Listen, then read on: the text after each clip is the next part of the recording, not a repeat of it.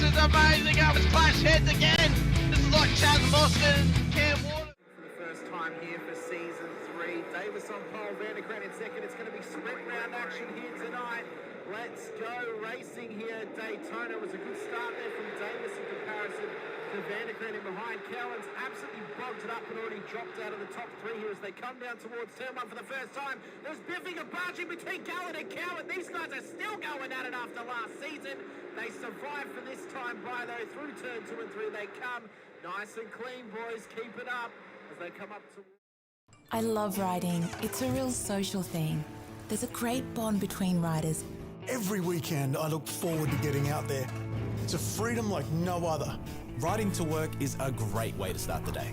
Shannons insure all types of road bikes, not just classics. They offer features riders really want. It's why they're one of Australia's leading motorcycle insurance providers. Whatever you ride, Whatever you ride, Whatever you ride. ride with Shannons. Call 134646 for a quote. Through turn 1, it was a horrible start from De Bono. He's absolutely bogged it up and gets eaten alive by Dixon and Gowans as they come on through. Through turn 1 they come, and they all spread out around in towards the first sector of the Silverstone circuit. They look all right at the moment. Okay, there's already been a car spun round. That's Jordan Ferguson off wide.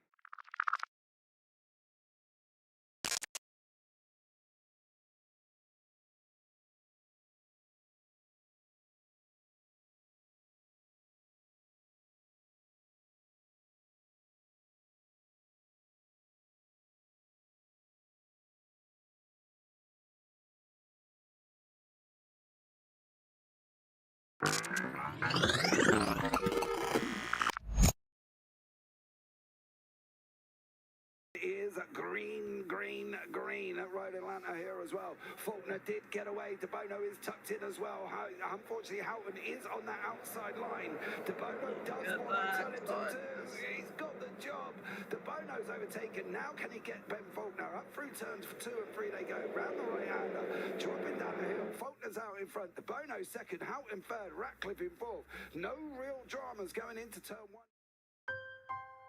We've always had a few cars. They're all special. The T-Bird. Oh, that's mine. The Combi for when we want to get away. The XR8. It's going to be a classic.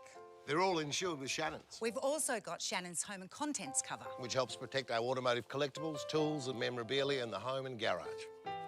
If you're motoring enthusiasts like us, it's got to be. Shannon's. Shannons, insurance for motoring enthusiasts. Call 134646 for a quote.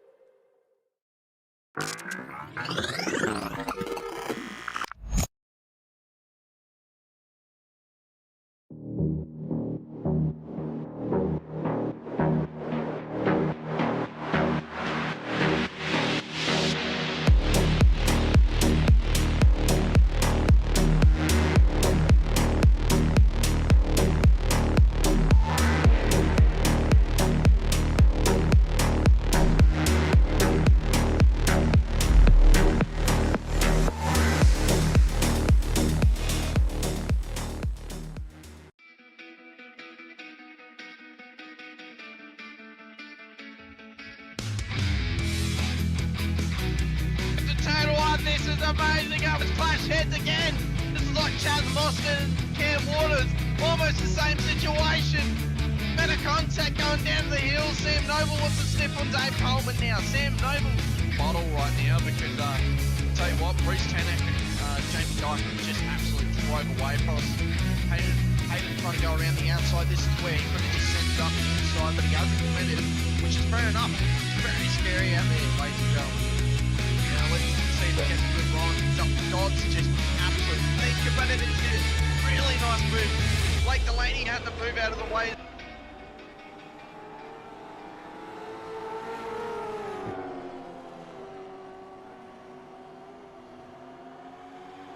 Good evening, good morning, good afternoon, ladies and gentlemen, and welcome back to SRW TV, and welcome in to the Warner Brown Tools V8 Supercars Championship here for round 7 of season 1 of 2025. Out at Oran Park here this evening. I'm your commentator Hamish Munro. I'll shortly be joined by Steve Sinkovic in the booth, who's been having some technical difficulties at this stage. So we'll just quickly intro the show, get you guys all wrapped up and up to speed after a week away. Last week here in the Sunday series, we're back for 4 weeks in a row at 4 classic Australian circuits, and that quad header begins this evening out at Oran Park before we make our way down to Victoria for Phillip Island and Winton, and then out at Bathurst for our Enduro, leading in towards the second half of the season. But Oran Park here this evening, going to be a big test for these drivers in the torrential wet weather here out in New South Wales, and drivers are going to be tested. They're going to have to be at the top of their game, and they're going to have some tenacity about them to survive what is, going to be facing them throughout this race and throughout this event here this evening as well. If we have a quick look, as qualifying is about to get underway, if we have a quick look at the current scores on the doors for the Sunday series, of course, have been away for a week. Blake Warboys, need to resize that. Let's quickly do that. Blake Warboys currently leads the championship at this stage after drop rounds on 854 points ahead of Jack Andrews of Phoenix Racing Team, who had an immense run last time out on track at the Red Bull Ring. No, at Snetterton. Do apologise. Red Bull Ring was the week before, out at Snetterton. That's what happens when we have a week away, folks. We end up losing our brain. Sinker's back. Sinker, is it working? I can hear you. Just make sure you're on the correct microphone, not on your meeting microphone, because you sound very quiet. So apart from that, we'll get that sorted. I'm just quickly running through the scores at the moment. So Andrews, who had a great run 2 weeks ago at Snetterton, sits P2 in the championship. It's both of those guys ahead of Angus Lawford of Project 36 out of P3 on 774 points. He's 1 point adrift of Billy Mole in P4 at the moment. And then another 40 points back is James Scott, the previous championship leader in the 088 car for the Chiefs inside of the top 5. Troy Stonestreet, Rehan Leonage, Tim Mulford, Brandon Levin, Mick Clifton currently make up the top 10 in the championship, with David Coleman, Ryan Mueller, Alex McManus, Harry Dodds and Stacey Boyd for your top 15. John Gallen, Will Brown, Shane Randall, Jace Douglas and Gerard Sanfuentes make up the top 20 in the standings at the moment. But it's a very, very wet and windy day in New South Wales. In fact, we've the circuit almost looks like a lake. It's that wet, Sinker. Like I expect Oran Park to look like if it was up and about and around now, and typical weather. It looks like I think one of my boys said the rain will fade, so I'm not sure if it's going to stick around for the whole night. But either way, it's going to make for some amazing racing. A little bit damp, a little bit of rain. It does look like water everywhere. It does. It looks like a lake. And you know what? Obviously, they built a housing estate here many years ago when the track was sold.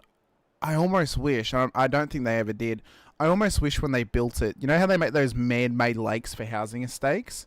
If they'd made one in the shape of the track. That would have been really cool. That would have been so cool. Just as a nice... I know they named streets after former race winners here and stuff like that, but that would have been just a little chef's kiss moment for this circuit and where it once was out in New South Wales as well. I've seen in practice, though, drivers are struggling. They are struggling for grip out there, Sinker. Fun, though. I reckon it'd be awesome. I was a bit worried. I joined the server, and there was about 11 people who'd set a time, and there were about 15 or 16 out there, and I'm like, I know, has the rain scared them away? But they've come in droves, just like the rain has come.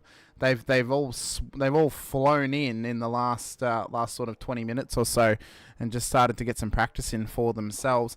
I mentioned while you were away as well, we're on for a quad header of Australian circuits over the next 4 weeks, starting tonight here at Oran Park, Phillip Island next week, Winton week after, and then the Enduro at Bathurst the week after that as well. So a big month of April to come everyone's way, and what a way to start the quad header than by racing in a circuit that no longer exists. Well, this is true. This is very true. We keep the legacy alive, mate. That's what we're doing, keeping the legacy alive. The dreams of pasts and people that are beat up and around those sort of parts of the wood can come out here and watch Oran Park, and it's only way it exists. It is. It'll be the same for Pukekohe when that gets released into iRacing as well. Vic State Series was at Calder Park today, and watching some of those races on their YouTube channel that it's broadcasted on, it made me want Calder on iRacing. I really want it. Just because if it ever goes away, at least we have it permanently on something and we can always revisit it. And I have a feeling it will be a track that'll be quite popular, especially for a lot of those lower tier racing series like the 86s, the Porsche Cups, the MX-5s, Formula Fords, stuff like that. So, and send some supercars around there, see what happens. You know, I reckon it'd be fantastic. So, but qualifying to come our way, I do need to check the format for tonight, so we know how long we've got. Tonight is a 1 hour race. So we've got a 15-minute quali, and elapsed time at the moment is 1 minute 28. Okay. So that means that they get the whole 15 minutes to start a lap. They can finish the lap post 15 minutes ending. Pukekohe, Bend, and Adelaide should be on their way. It's all still getting built. It's been scanned. We know the minimum amount of time between a scan and a track coming out is about 3 months, but some of those tracks a little bit harder to produce, especially Adelaide, of course, being a street circuit as well. But I would expect them maybe by the end of the year. I think we could possibly have all three. Fingers crossed, everything goes well. So, but yeah, we can only hope. Who knows when they'll come out? Yeah, very true.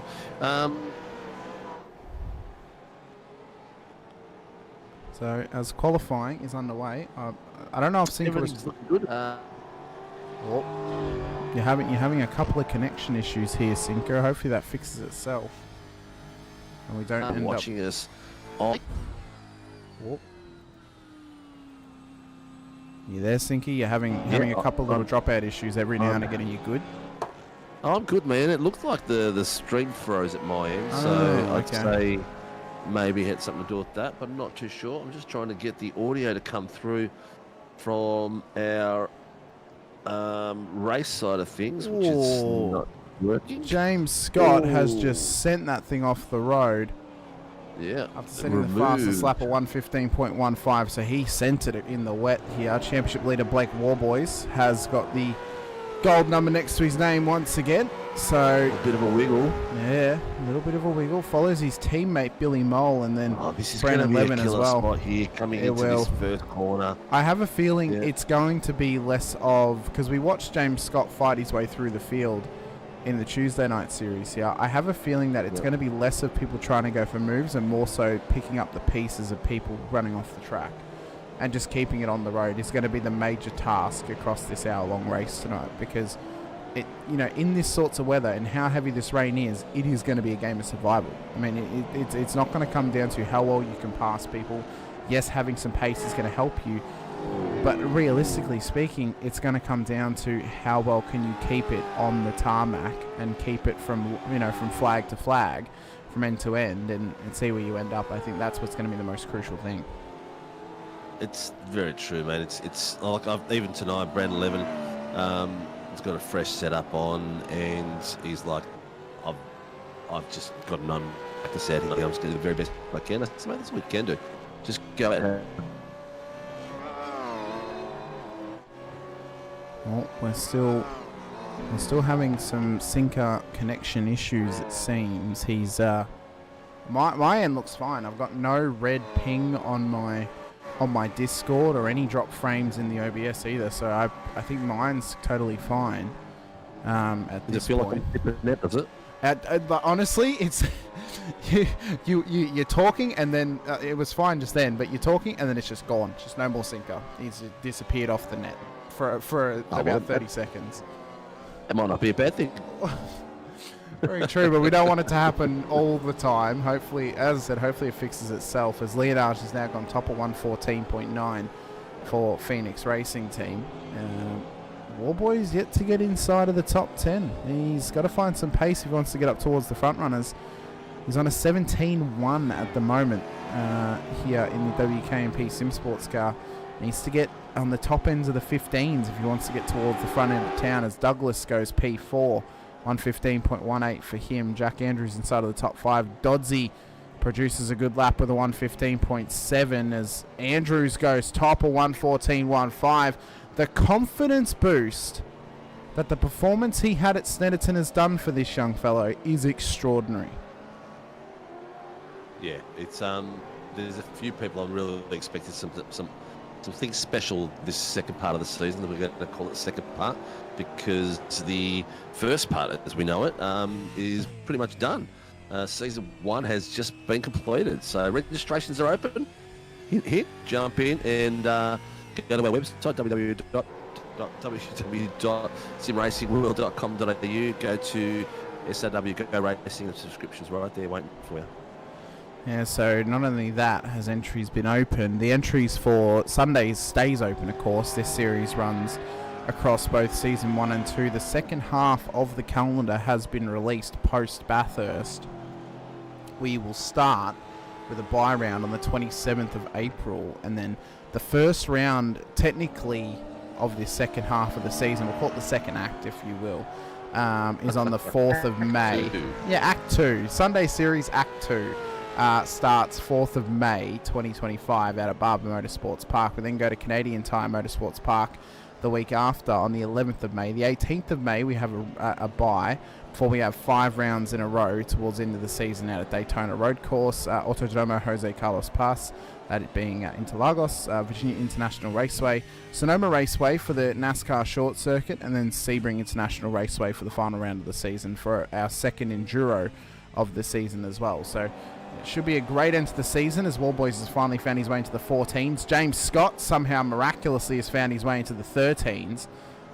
I have no idea where he's found that. He must have found an extra oar somewhere just to push this thing along in the ocean that is Oran Park, because that is a ridiculous time for James Scott to pull out. Billy Mole's gotten into the 14s, Buchanan into the 14s. So I also feel maybe the track's also getting quicker. Possibly a little bit more water's getting pushed up, so that there maybe is a dry line starting to form. Doesn't quite look it, but maybe the invisible grip is there for these drivers. Well, it looks like within the next natural 30 minutes, rain will disappear, but I'm not sure what that's going to do to the actual track. No, I'm incorrect. I don't think the track's actually going to dry out. Looking at how wet the track is, I think the track's going to be wet the whole race. It's whether we're going to get rain that will keep it wet. We may get a dry line forming by the very end of the race, and then we may see some drivers having to toss up between staying on wets and taking the safe option, or pulling a bit of a gamble and going onto some dries and seeing how it plays out. It looks like at 4:30 natural time, the rain drops down to about 14%, and then at 4:45 natural time, it's to 1, so it stops pretty much there the next half hour. Not sure what scale we're going in. Maybe it means next 15 minutes it's going to drop out, and maybe we're going to dry race, but the track will still be wet. Well, I would say if we were starting the race, if we were skipping time ahead to 4:45, the race wouldn't end until the sun goes down. And this track doesn't have track lighting, so that would be a bit iffy to end in darkness. Well, not darkness, but dusk. But as Tim Mulford, who finds himself just outside of the top 10, needs to find his groove, needs to find a little bit of pace here if he wants to get this Phoenix Racing Team car inside of the top 10 here in qualifying. We're at the 9.5-minute mark of the session. Remembering drivers have to the 15-minute mark to start a lap here in qualifying. So, as long as they get one started by then, they can finish it. So they do, relatively speaking, get an extra lap to push in qualifying if, that's what they're aiming for, of trying to wait for the track to dry out completely by the end of the session. What's your prediction, mate? Who's the winner for tonight? Who's going to take home the chicken dinner? James Scott was very, very strong here on the Tuesday series. He was very, very good. It's hard to look past him, I will say, but I do think the rain could play a part. Now, whether that's him and Blake come together early if they're starting on the front row, or possibly the team strategy of Andrews and Leonage. But, I mean, looking at this pace alone, we may see a scenario where Blake hangs out with him for the whole race and then they battle for the final few laps. But I'm going to go a bit rogue. I'm going to put my heart on the line, going to put my mind on the line a little bit. And I'm going to say, I reckon Jack Andrews might be able to pull this one out. He's got something about him tonight, Sinker. He proved something to me at Snetterton a few weeks ago. And I think coming into this race, he's hungry for more. And I think, when the shit hits the fan a little bit, I have a feeling that if it's between the front two, he's going to be the one to pick up the pieces of that puzzle that's been dropped. Now, there is also the other point of, well, does he let Rehan pass? But then there's also the question of, well, does Rehan let him stay in front? Because Jack's in a better championship position than Rehan at the moment, being that Jack's in I think it's P2 in the championship. So, there's these little inner championship and team dynamics that we're not quite sure about, obviously, because Phoenix would have their own game plan. It'd be different to any of our team's game plans. Personally, I think because both of them are in the top 5, I'd just let them go at it and work together and decide between themselves. Don't forget also that letting someone buy on this track very hard. Is hard. Very, very hard, yeah. Letting someone buy on this track when it's dirty, harder. Yeah. Letting someone buy on this track when it's wet, it's almost impossible. It's almost impossible. Yeah, I think it'd be too risky. They may play the smart game if they've got a 1-2 in hand.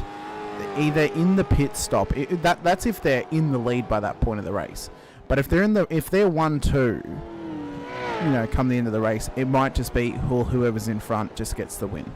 And it's only a couple points difference. It's not going to hurt or harm either of them if they swap positions or stay where they are.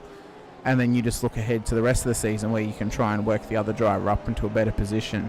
But I think you've also then got to back whoever is in the more positive position at the race you're at. So because Jack's in such a positive position, I feel the team probably needs to back him tonight more so than Rehan, just to help him continue the momentum and continue the gain that he's getting on Blake Warboys. So if they get into that scenario, I think they're going to go for Jack. Round 7, yeah. So we are literally 1 week away. Next week is the halfway point of the season. Yeah. So we're in a good stead where it could still happen for anyone. Anything could happen. It could. Yeah, I think one thing we do know about SRW racing is that consistency is the biggest key, no matter what car you're in this series, because the drivers show up from the back of the field to the front of the field, and there's always a bit of a fight going on. I think the caveat to that is once we hit the end of Phillip Island next week and we are literally at the halfway point, we have got somewhat of a vision board of who is in this championship battle, who are realistic contenders based upon what have they done in the past. Where are they now? As Mole sits P3, stays in P3. Purple, orange, green. Where'd he go? 5th fastest. Yeah, he stays where he was. Yep. So it doesn't improve. So I think by the end of next week, we'll have a pretty clear vision board of who's in contention. Now, I think the names at the top of the list are Blake Warboys, James Scott, Jack Andrews. Now, for Jack, he needs to not get swept up in that pressure and needs to take it in his strides and try and push forward. For Rehan, he's been in a similar scenario before. For Billy Mole, he's been in a similar scenario. Cannot forget about Ryan Mueller, who's been incredibly strong as well. Took P2 in the Tuesday series in the championship standings, only finishing behind one driver, that being Blake Warboys, who won that title. So for those drivers, and then any outside edges like Harry Dodds or Jace Douglas, it's about showing up and just being as consistent as possible and trying to make the smartest moves possible going forward towards the last half of the season. Yeah, 100%. We've got elapsed time. This is the last 30 seconds of the qualies, and at the moment we've got James Scott first, Blake Warboys second, Billy Mole third, Jake Andrews fourth, Rehan Leonage fifth, then we've got Mueller, Buchanan, Gallen, Douglas. Rehan just popped to third. He did. Nice work. So it might be Rehan now that they favour, being that he'll be starting further up the road than than Jack, although he has just had a minor little slide in the first corner, or the second corner. So we'll see how that affects him here this evening. Steph reckons 2 safety cars tonight. I don't know. Yeah, I don't know, Steph. I don't know. Actually, it's hang a on. lot of. We'll talk about it in a second because Andrews is on an absolute flyer. A purple and 2 greens in the first 3 sectors, and orange in the fourth. What's the lap going to be for the young Phoenix Racing Team driver? Can he put this thing up towards the front row of the grid and pit Billy Mole, who's not out on track at the end of qualifying? Crosses the line here. Goes P2, 113.6 in an incredible effort. And Warboys does not have the sectors to match, so I don't think Warboys is going to be on the front row. As he comes up to the line. Improved. He goes P2. He does. Well, he matched the time nearly. Oh, he's beaten him by what is it? 100. No, it's 7 thousandths of a second as Leonage goes P2 now. So the battle for P2 coming down to the absolute wire between all 3 of them. Leonage, Warboys. He's on a purple still, is he? No, he can't. He can't. Yeah, it's already past the 15 minutes. Yep. So for James Scott, he looks to have had pole position locked up at this stage. I don't think anyone's out there that could beat him. Will Brown, Brandon Levin, Troy, Stone Street. I don't know. Stoney is on a lap. But when did he start the lap? That's the question. Did he start it before the 15? 3 green. Yeah. I'm not sure. Might be good enough for a top 10 if the lap's going to count. But what a wild end to qualifying between Leonage, Warboys and Andrews. They swapped and changed P2. It's going to be immense. Absolutely incredible. James Scott is going to, by the time this season finishes, he's going to be doing one thing. And I'll tell you one thing he's going to be doing is, I need a teammate out here to support me. Yeah, Dylan Rudd and Griffin Gardner are going to be getting the call, going to be getting the phone call. Yeah, definitely, because you got Warboys has got Billy Mole up there in the top with him, Jack Andrews and Rian up the top as well, and James Scott all on his lonesome. He can get packed here. He very well could. He's going to have to be cautious and careful at the front of the field for the Chiefs as he starts pole position. Rehan Leonage will start P2 with Blake Warboys and Jack Andrews lining up in behind. Billy Mole, Tim Mulford for your top 6 with Ryan Mueller, Will Buchanan, John Gallen and Jace Douglas for your top 10. It's good qualifying there from Gallen. Racing in the Mustang this week away from the Camaro. They must have written it off at Bathurst on Tuesday night. They've had to pull the Mustang out of the shed. Dodsey and Levin will line up in behind on the 6th row of the grid with Stone Street, McManus, Lawford, Brown for your top 16. Dooley, Cowan, Pavlovic, Clifton and Steve Vella at the back of the field. Tyson McAvoy is in the session in a supercar. I'm not sure if he ever signed up for Sundays. We'll see. Terry Marsh is out there. He has, too. yeah, but he just hasn't had a glorious run there. I'm not sure if he'll race tonight. I did see him on track, so I suspect he will be. Terry Marsh is out there in practice as well, so we'll see if he races. But our race controllers, Matt Keane, Greg Barber, Greg Leake, Sam Catakazinas in the booth here this evening.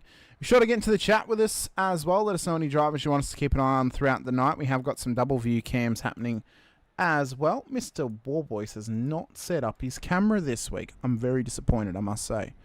I'm almost hurt by the prospect, actually, to be honest with you, Cinco. I mean, I feel like we've built a nice little special bond with Blake at this point that we can always expect his camera, and it's just not there. And I don't know how I'm going to deal with that. I don't know how I'm going to deal without Blake's camera on the screen tonight. I think you'll be right, mate. I think I'll be fine. I'll be completely fine. You'll just make it. You'll just come out of it, yeah, all right. With tears in his eyes, he will survive. Thanks, Dodsey. Have a good race, mate. Look forward to seeing how you go in the field. Starting P11 with Jace Douglas just ahead of him. Jace got into a little bit of strife on Tuesday night at Bathurst, Cinco, and I think there might have been a little bit of self-reflection time from him after some of those moments that we saw when redressing positions and such with Angus Lawford. So I'll be interested to see how that now translates to his racing across the next month while we're on break from the regular weekly series, and how it actually translates now to the Sunday series across these next 4 rounds. Oh, Ray Douglas, go Jace. We didn't come here to pick flowers in the rain, young fella. 30 seconds to racing. Or like Margot Robbie says, we didn't come here to beep spiders. So Scott on the front row of the grid. Leonage will start alongside as the sun starts to break through the clouds and it appears the rain has just whispered away for a moment. Jace Douglas is on dries. Oh, that's a mistake. That is a big mistake from Jace. He needs to get into pit lane and fix those tyres. Otherwise, he's going to be off the road at turn 2. Lights up, though. Oran Park underway for round 7 of the series. 5 lights, and we are underway at Oran Park. It was a great start from the front runners as they rocket away down towards turn number 1. James Scott, Warboys, Leonard and Andrews all the way through as Warboys has jumped both the Phoenix Racing Team cars off the start and is now up into P2 on the road as they scramble through turn number 1 for the very first time and through 2 and down towards the braking zone at turn 3. We saw this as a bit of a chaos hotspot in the Tuesday night series a few rounds ago, Sinker, but they've gotten through nice and cleanly, even in the wettest of conditions here this evening. We need to confirm Jace Douglas is on the dry tyres, so we're going to suspect he'll need to come into pit lane, get that thing fixed up, and get it back out there on the wet rubber.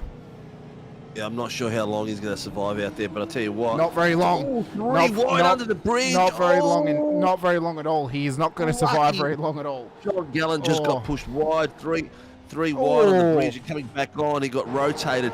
There was 3 of them just under the bridge. I've never seen 3 cars come in there on the dry, let alone the wet. So this is what happened with them. 3 wide.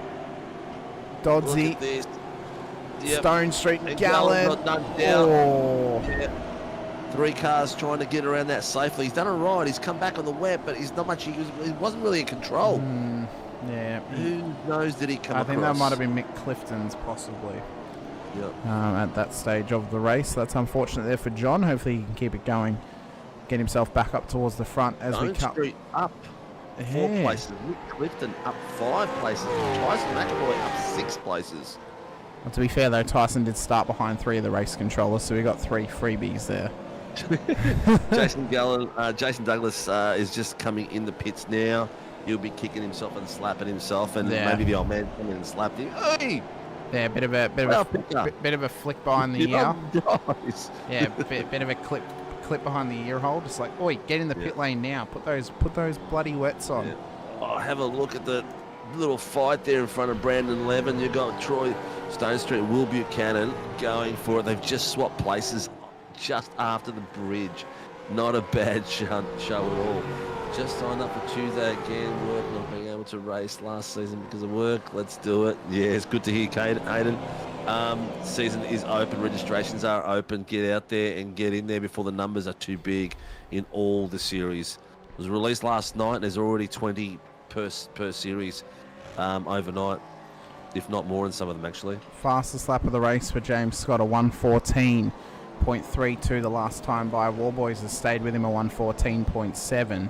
So you almost have a feeling now, Sinker, we're going to get a little bit more of a longer lull period here tonight. Of course, an hour-long race, you'd normally expect sort of the middle half an hour to be the lull period.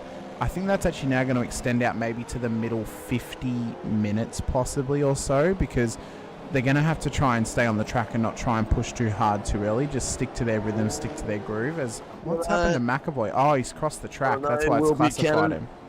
Will Buchanan and Brandon Levin have a bit of exchange down the bottom there. Really, really tight. Angus Lawford's in there as well with Harry Dodds. So how has Tyson McAvoy ended up in the middle, literally the middle of the track? He's having a bit of a play on the straight, trying to catch it. And then he's just gone into the middle of the field. It's just slippery as out there. Look how wet it is. It's ice. It is literally ice in the middle of the field. I mean, you just cannot get any grip. That was the Swan Lake by Tyson McAvoy. So unfortunately now for Jace Douglas, starting on those dry tyres has really come back to bite him, because now he's getting lapped by the leaders of the race. And without a safety car, you have to admit, Singer, it's going to be nigh impossible for him to get back into this one. I mean, that is now a Mount Everest level mountain to climb for Jace Douglas if he hopes to string anything back from this race. On this track, having a blue flag up the top left-hand corner will just destroy you. Oh yeah. And it's going to happen to some of these guys, some earlier than others, but it just wrecks you because If you get past, all right, James Scott passes you. Blake Wallboys passes you. Rian off the road. Oh. Sorry to interrupt. He's lost a few places there. He's come back. What's he done? Gears? No, he caught. I reckon he's caught. Maybe caught the puddle. Puddle? Possibly. We may have to.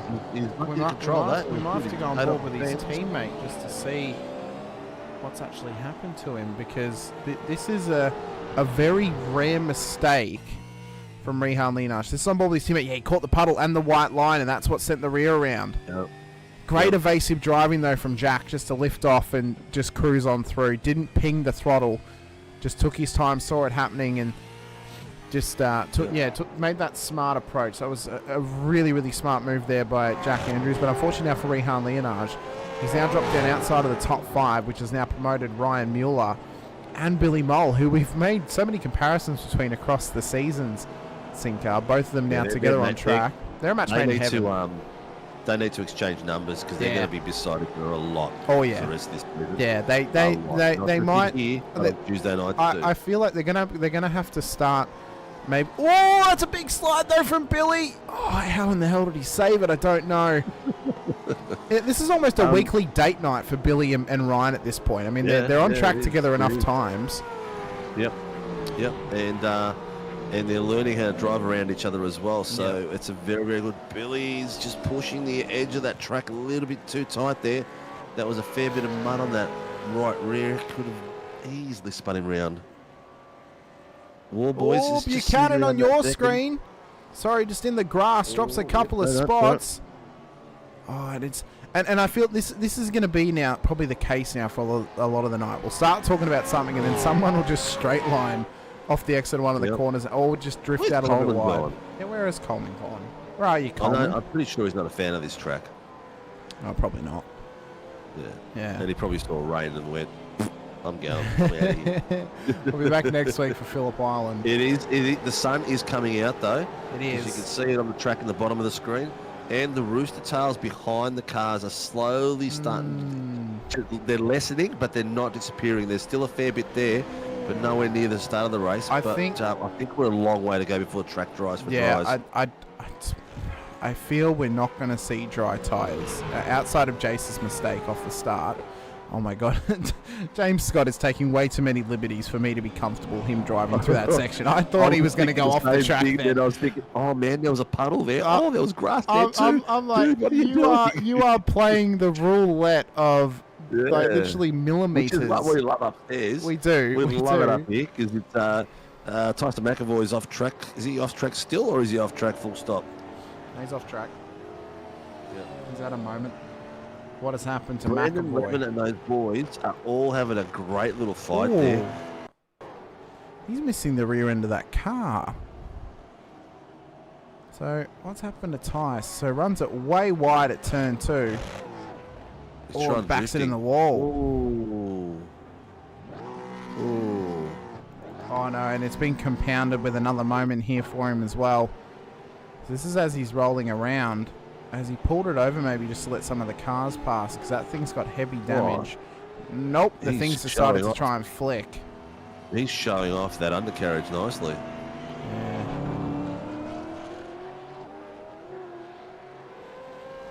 He's blocked the pit lane. Oh my God, he has too. He's blocked the pit lane. Oh no! He's entered the pit lane with a damaged car, so unfortunately for him, car 037 is being allowed to tow. Of course. Tyson, what are you doing? Putting it into the wall like that? I mean, we saw it happen a few weeks ago, actually. I think it was Billy Mole. Yeah, he got put up on he railed the wall. He got to ride the rail of the wall. He got a love tap as he was entering the pits. He did. So that's going to be an interesting one too later on when the pit strategies come out. How people are going to enter the pit. But this battle pack from Tim Mulford all the way down to Troy Stone Street, they've been following each other and staying very close. A few little swaps here and there, but nothing major.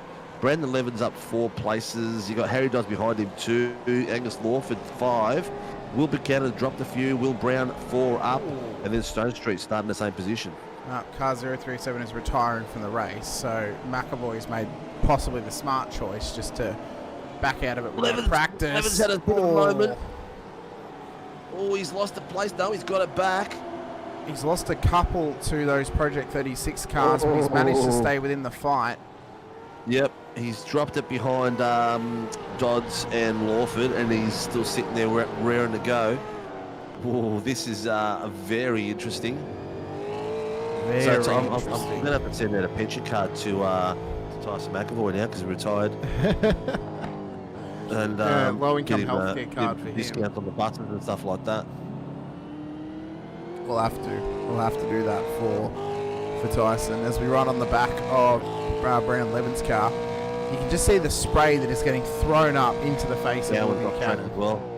Oh, Cowie's back. He's been having a quiet one down the back. Oh, that is tight for Will Buchanan and Brandon Levin through turn 2. That is as tight as you want to get it through there, especially in the wet weather. But you can just see the lack of visibility on board with Buchanan and how hard it is to see when you are in behind, 2 or 3 cars in the spray. And you just cannot see a thing. The only thing you can really see when you're coming down the straight is the brake lights of the car in front of you. And that's all. Getting better, mate. It is getting better. Yeah, I can see the rooster tail on the bottom screen. It's just not as strong. It's getting weaker. I don't think we'll get to a dry spot because there's a lot of dry spots on the track, but there's a lot of puddles on the track as well. It's holding water in certain areas. I'll tell you what, the correction skills right now of Buchanan is on perfect display. Just wrestling this car through this circuit and around this circuit and trying to keep it under control. It is looking to be one of the toughest things that these drivers are going to have to deal with tonight in these wet conditions. If you recall back when the rain first came out, Oran Park was actually one of the circuits that we tested the rain at, Cinco, in the GR86s on our big night of testing rain. And 981. Yeah, that's Harry Dodds. Readdressed behind Brandon Levin. Interesting. For a bump and run. Wow. So that was when we saw Brandon drop those 2 spots coming up the hill. Yeah. Yeah. So Doddsy's going to have to. I don't know how he's going to do that though, because he's got. Well, he can let his he can let his teammate pass to his Angus, so they're not going to be too worried about that. He just needs to be cautious, not letting Will through. Although, again, Project 36 and RER. Will's on the money, mate. Will's sniffed it out already. Look how close he's behind.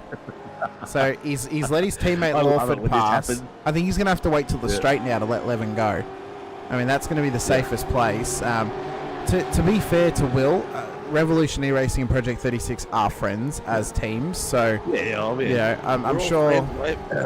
Probably some more than others, but when you hit that track, true. Look at this. He's trying to give it to him here. He's got it. He gave it to him. He's got it. He's got to let him have it properly, though. He can't just sit side by side. He's got to let him get the race line. He's got the race line, which is good, but he can't come back at him just yet, Harry. That's it. Now you've readdressed it. Yeah, he's done well to readdress that position. Oh, Lee Mueller looking mighty fine. Ryan Mueller, he's doing extremely well. He's sitting behind Jack Andrews. He's just about 2 seconds off. The boys at the front have tapered off each other. You know what they're doing? They're staying out of the rain so they can drive clean. But Rian Leonard is putting pressure on Billy Mole as we see it at the moment. He is coming from left and right, putting himself in both mirrors, making sure that Billy Mole knows where he is. He knows how Billy Mole drives. He's actually done some tuition with the boys. Oh, but he's putting all sorts of pressure. He's got him under. Is he going to be able to make him all the way through? Did he give him a minor bump then into that corner? No, just a little kiss? He did, but I think he lost a bit of traction as he was coming out of there. He's done well to regain the spot.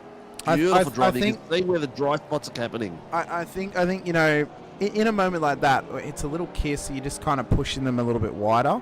Fair play. It's not fair play when you're pushing them off the track or into the wall, mind you. But if it's a little nudge just to tuck your car in, I think it's fine. Especially in touring car racing. That's what touring car racing is. Oh yeah, it is. He's just got a Rian Leonard is now 2.36 seconds off Ryan Mueller, who's having a cracker. as everyone in. He's got his fan club out there tonight in the chat. He does. We are at the 15-minute mark. No contact. No. Oh, he's talking about about that moment. Rian coming around that corner. Oh, Ryan's having some bad. Just reaching for straws to get the story up there. No, it did look a little bit of a nudge, but that might have just been how the car was reacting to the corner. Yeah, he came out of the corner and a little bit of rear tail waggle. Yeah. But look at that. Billy Mole's not giving up. He knows he's got to stick behind Rian. If he wants to get down to Pointy End for the rest of the night, he's got to follow with Rian as much as possible. Got to let Rihan pull him forward at this point. Yeah, and also why not watch his race line? Which part of the tracks he's attacking? What part of the track is working for Rian? Try that as well, because the race line that he's projecting is going to be a little bit faster than what Billy Mole has, and I'll tell you how much faster. It's going to be about 5/10 faster, because Rian's last lap was at 1:13.845 and Billy Mole's is at 1:14.370.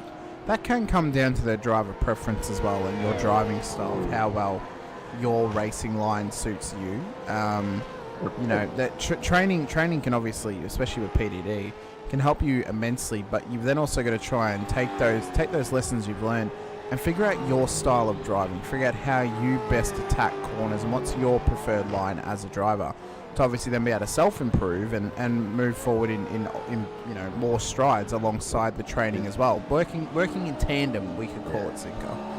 There's various ways that drivers will come in, come in deep and tight, others will go out wide and get the car rotated in early to get down a straight quicker.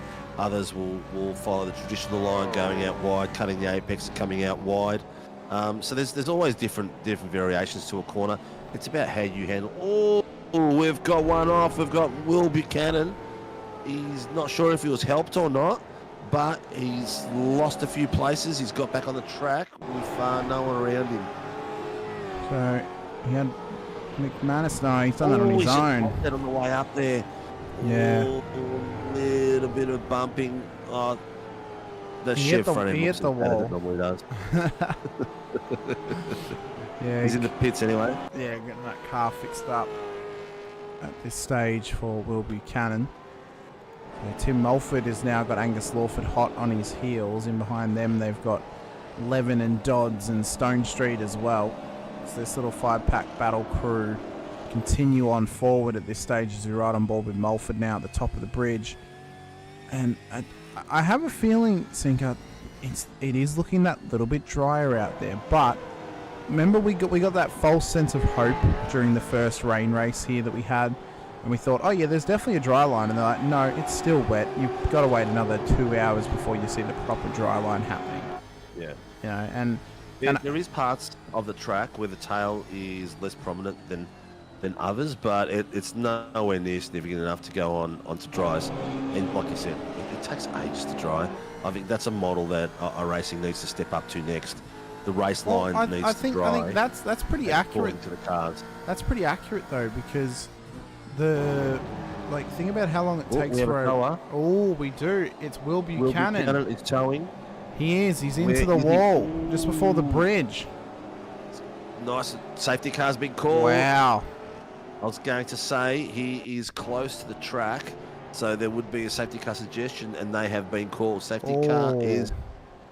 Oh, it was a simple one too. Yeah. Oh, did he get snagged on there? I think. I think so. I think he's lit it up. He's lit it up on the exit of 2, and then it's snagged into the wall. That's one thing. That. Front runners are 991 in. is going to be allowed to pass the safety car, but once he passes the incident, everyone is going in for their first pit stop. Oh, they've all followed James Scott in. Will Mulford stay out? Mulford and Son. I think Mulford comes in. He made a pit stop mistake earlier in the week. I don't think he's going to make another one across the weekend for Tim. 81 is towing. Will he go in? He should. No indicator. He should come in. Yeah, he's in. Maybe trying to give a bit of bait to the cars in behind, but they're all into pit lane now. Go straight into the back of Lawford then. I don't know if he was prepped for that. Clifton's going to come in. Pav comes in. Gallen follows. Dooley as well, we suspect to come in. So I think everyone who's out there... does Douglas come in actually, or did he actually take fuel? I think he might have just taken tyres on that first little stop that he did when he had to change from the dries to the wet. So all of a sudden for Jace Douglas, his race has now been reinvigorated because obviously he's now going to get back onto the lead lap and be able to fight his way forward once again with the whole field tightly contested together. As I've noticed, Blake Warboys has had a stop hold penalty in pit lane. What's he done? I think he might have sped into pit lane, Cinco. Oh no. Because he's been in there for 55 seconds. Way too long. Way too long. Wait till yep, stop hold penalty. Pit lane speed, car 63. Oh no, dude.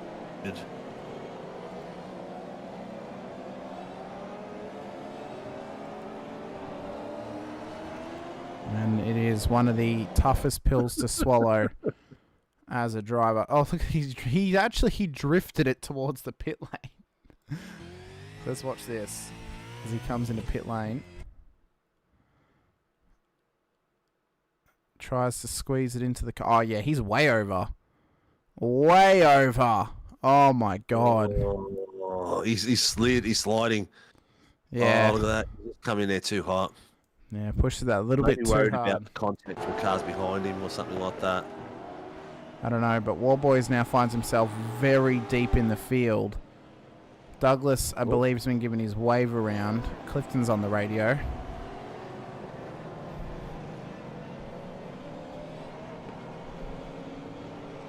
Why is Mickey Clifton on the radio? Lost control and gone off track, and Mr. Clifton's just checked to make sure he's okay to pass.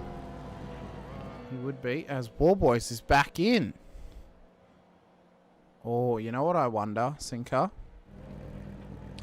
I wonder now that Warboys is at the back of the field, he's making the decision to come in now and fill the car up and then not try and save the rest of the race. Possibly. See how long he stops for. Casey Carr is maintaining 6. No, he came out on dries. He's had to come back in to put wets on. Oh, no. It's changed his... There's a few that have done. Troy Dooley's done it. So McManus is off the road. Yeah, McManus is off the road on dries. Dooley is on dries. Douglas is back onto dry tyres, so he'll need to do it. If you're Douglas now, you've got to come back in, take those wets, and not watch yourself drop back down the field again. He needs to come in. So those guys who are on dries need to get back into pit lane, get those wet tyres, because it is too early for dries. That there is it's a championship changing moment for Blake Warboys, who's now out there on wets. He probably would have taken that little bit more fuel whilst he took the new tyres. So he should be able to now push on and make the end.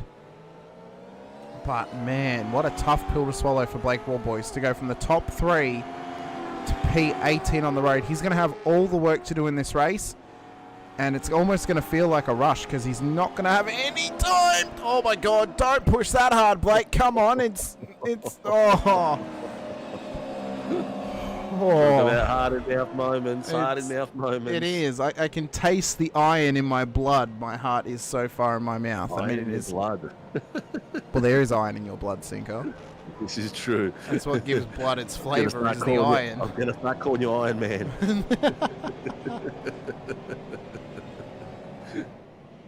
I'm just setting something up in the background for you, mate, to drop in the bottom screen, but bear with me. No worries. I have noticed that his camera has been turned on, as is Rehan's. So we'll add those whilst we sit here under safety car. Can I change my screen? Yeah, you just change the source that you're sharing.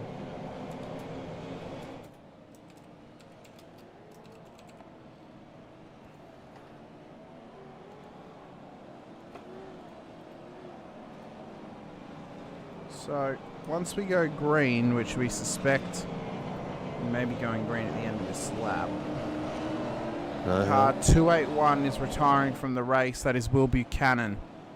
Unfortunately, he is out of this one. Some wave rounds are happening at the moment. Hamish? Hey?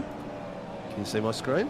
Hang on, I gotta double check what it is sync first, because we also have to keep ourselves. Oh yes, I see it. I see it. Whenever you're ready, we're not going to have any sound though, Sinker. Is that fine? That's okay. That's okay. That's okay. There you go.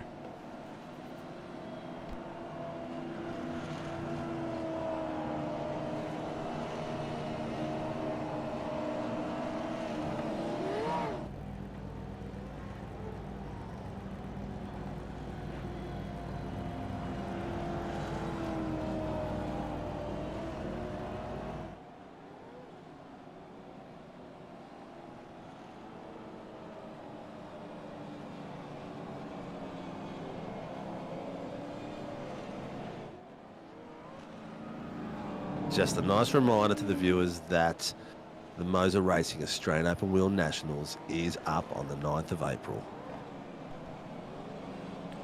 You guys do not want to miss that one, of course. Not this coming Wednesday, but the Wednesday after. Myself and Zach Caban back in the booth. Mr. Anderson will be back for one last time to do the double screen for us. Mr. Anderson. On that show, Mr. Anderson.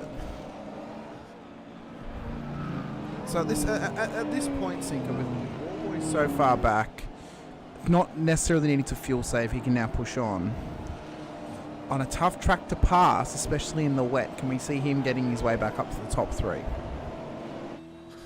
Oh, it's going to be tough, man. It's going to be tough. There's a lot of factors involved. It's a wet track, so it's still possible. Another safety car is very easily possible. It is. The safety car is ending. We'll just come into pit lane. So the pressure now, although he's all smiles, so maybe he doesn't feel the pressure further back in the field. He's shaking his head like, how did I do that? He's not happy. We've also got Cowie's camera as well out there too. Jace Douglas as well. Rehan Leonage too. What does he do off this restart as we go green racing once again? And James Scott leads us away. Jack Andrews, Ryan Mueller, Billy Mole, Rehan Leonage inside of your top 5. As we run down towards turn 1 and turn 2, we've also got Dodsey in there too. Still hasn't figured out how to light that room. And of course, we've got our second screen back once again as well. So, yeah, we've got Blake Warboys on the second screen there. I've got this shifting screen stuff pretty damn pat, mate. Woohoo! I'll have to get you. you. Exciting stuff. It is, mate. There's always something going on. And watching Warboys now coming through the pack is going to be amazing. We know he's got the. Oh, we've got a rotator. Oh, we have got a rotator. It looks like it's. Is it Vela? No, it's Lawford. Angus Lawford. So let's try and figure out what's occurred here with Angus Lawford. Is it in? Yeah, he thinks something's happened. So let's have a look. Drive-through penalty as well for car 991 exiting a closed pit lane. That is Andrew Cowan. Oh, there was a little bit of netcoat contact with Troy Stone Street. Yeah. Looked a little bit of netcode, but we'll see what the boys in the dungeon say. They'll get all the angles. They'll see what it looks like. Cowan's got a slap on the wrist for his exit. Yep, he has indeed. Who was that had just gone off the road? Oh, I tell you what.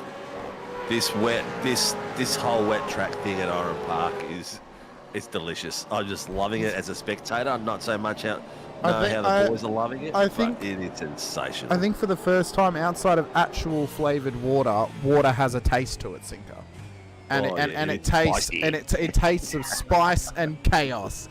Car 099 stop hold penalty for their entry speed into pit lane. That is Jason Douglas. And you'd have to argue that's race done for Jace. Yeah, it looks like it could be cooked. His Vindaloo is done.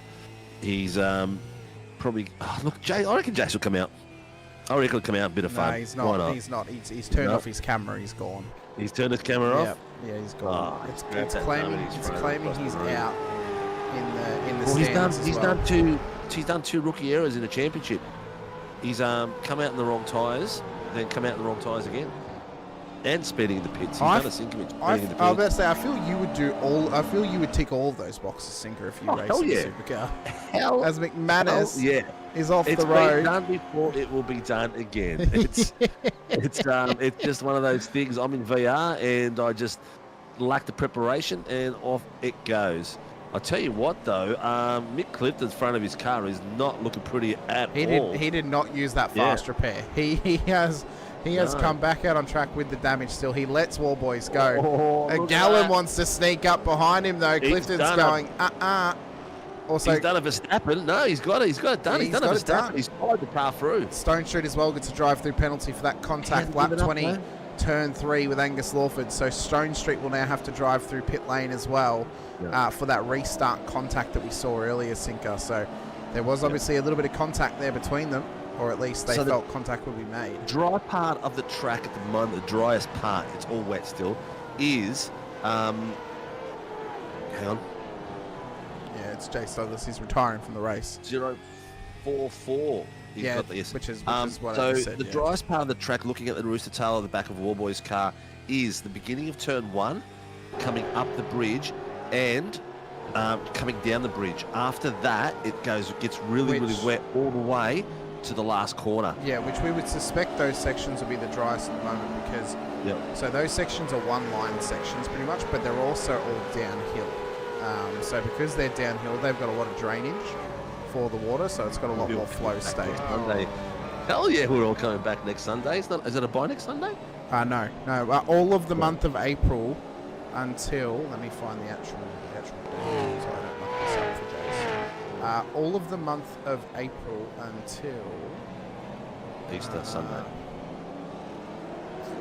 No, the week after. So yeah, so the last round before the next bye is Easter Sunday, which we may need to determine if we want to race on Easter Sunday or not, because people will be going away. So we'll have to figure that one out. We always watch this space, but at this point, this is what the calendar is. Yep. And it's looking spicy. And I tell you what, Blake Wallboy's on the back of Will Brown at the moment, and putting a lot of pressure on Stone Street, who's in 8th place, still to serve his drive-through. Wallboy's is side by side. He's always a bit of waggle both cars. Class 46 calling back to pit lane. Ooh, what has happened to Brandon Levin? So he's been off the track. Has there been contact with Alex McManus? Because he's also been off the road as well. Ooh, I'll tell you one thing though. Will Brown's going to be careful changing. He tried a defensive move, but no, he's all right. He's only just done the one. Hang on, I'll tell you what. Did you see that? Watch this. He runs it wide. Bang! Straight into the tyre barrier. Oh, the rear tyre caught it. Yeah. Oh, There's much damage in there. Oh, he must have been. Yeah, it'd be internal, I would say. Be internal damage. That's some level. Yeah, Brandon Levin is going in. Will he have enough for another repair? I don't know, but Mueller is under pressure now from Brian Leonage. He's still dealing with those blinking issues. He'll have to be careful that he doesn't cop that ping flag, because the worse it gets, the more likely it is that he'll be sent back to the shadow realm of the pit lane by the iRacing gods. So he'll hopefully that'll sort itself out for him. Oh, looks like someone spun out the back there. I think it was Tim Mulford or Gallen. Someone went sideways down the back of that little pack. It's not Gallen, he's still going. Might have been Pab or someone, not sure. Not sure. But anyway, Stoney's in, so he has put that penalty to its absolute limit at this stage. James Scott is peeled 4 seconds basically off Jack Andrews. Ryan Mueller is 90 seconds behind him, and Rian Leonage is 40 seconds behind him. So Rian... No. 0.4 of a second, not 40 seconds. Did I say 0.4? Yeah, 40? You said 40, yeah. I just wanted to... No, sorry, 0.4. Because I was about to say, wait, what? What has happened to Rehan to have that happen? I mean... Yeah, he's he's going about 0.25 of a tenth faster than Ryan at the moment, so he's slowly catching him. He's right at the back of him. He just needs a clean position for a pass at the moment. Yeah. Jacob Trainer on the chat list as well, sent back to pit lane like I was on Tuesday. Yeah, it's... I mean, I appreciate the ping flag. As heartbreaking as it would be to get sent back to pit lane for your internet, it is the best thing for the wider community on track, because it's going to keep us from having some very, very avoidable incidents on track because of some people's internet. So you got to think back to Red Bull between Stone Street and I think it was Jamie Davis. Like, Jamie had nowhere to go, and Stoney just appeared right in front of him. Now, if the ping flag was a thing at that point, this was prior to the season update, Troy would have been sent back to pit lane by iRacing because of the ping. So, as heartbreaking personally as a driver it would be to get taken out of a race because of your internet, I appreciate how much better it is now for the other drivers on track to not get caught up in those moments. He's on the charge. Blake is on the charge, but can he make up what is realistically a 15-second gap up to James Scott at the front? He's dispatched with Will Brown and Harry Dodds like they were standing still. He's just gone past them. He's on the back of Mulford at the moment, putting pressure on him. He's already 2/10, so he's a man on fire. He's literally... Mulford's last lap was a 1:15.213. Blake Warboys is a 1:13.7. You know why? Blake doesn't have to save fuel. He doesn't have to save. The other guys do, because he's come in and done 2 pit stops. Yeah. Yep, he's flying. Oh, Billy Mole. No, there was a pit. No, I think Jacob, it will boot them back to pits if that's been selected in the settings of the race. I believe that's what it does. I'm not 100% sure. I need to investigate it further. Inside. He's having a look. He switched to the outside. Ryan was cut off by Ryan. Ryan went inside to cut him off. Looks like the over-under. Oh, boys, he's got overlap. He's on the inside of him. Is he going to make him go all the way wide? He's pushed him. The next corner will be the key. Will they both go under the brakes? Warboys has already got it done. What a move. What a move by Blake Warboys on Tim Mulford. Dodsy. That was cheeky. Dodsy's taking liberties. Dodsy is taking liberties at this point in that move. On him. He's bleeding on him like he was on the footy field. Like I'm going up the ruck, move out of my way. It does happen in league racing from Steph. Yeah, I heard about the chaos that ensued on the oval sinker, I'll be honest.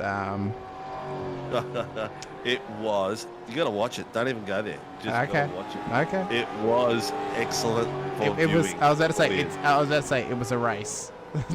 It was excellent for the viewing audience. Very it was good. So much fun to commentate on. Very good. Not so much for the team behind the scenes, but for the racer and for the broadcaster and for the viewer, it was sensational. Definitely probably some lessons learned as Mueller is under pressure here from Rehan up the inside. Side by side towards turn 3. Can Rehan get it done round the outside, or is he going to play the patient game? He has to play the patient game as Ryan holds position. Really well. Yeah. Did that really well. He did. He did indeed. So yeah, so you know, he braked a little bit earlier than Rian, but modulated the braking and held himself in the overlap, so Rian couldn't get across. That was really good defending. Yeah, great defensive prowess there from Ryan Mueller on that move. I think no matter how good the racing might have been on Thursday for viewers, I think definitely some lessons learned and hopefully then applied for future opportunities to do oval racing in a non-oval series. I think, and you could put together a complete product then.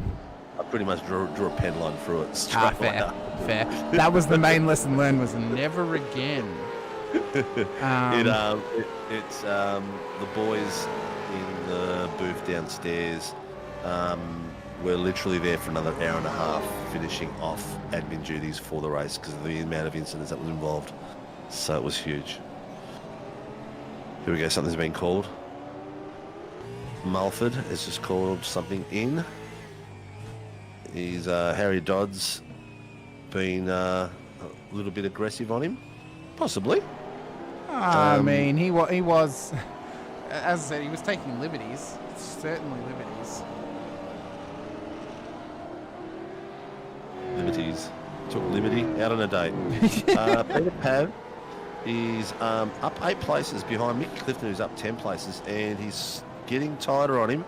So we're going to see Peter Pav having a crack at Mickey Clifton, Rockstar Clifton, who's still learning the V8 and doing extremely well here on Sunday. He's in 10th place at the moment. He's done very, very well, has Mick, and Yeah, he does. Yeah. I'm excited to see what he can pull out for us in future. You know, been a little bit of a lull period the last season or so for him. Maybe that comes down to learning the car and getting settled once again. But I think we know, especially on Tuesdays when Mick is full firing, he is a race-winning contender. You know, I think you put him into split 2, this guy is going to be contender for sure. Put him in split 1, maybe a top 10 contender every week. But he's definitely got something about him, and maybe it's some learning from teammates like Greg Favell or Lon Mackay or even Mark Houghton or something. But I think that there's a lot that he can learn, and I think he's got a lot of room for growth. But I think he's very capable of growing as a driver and getting towards the front end of town.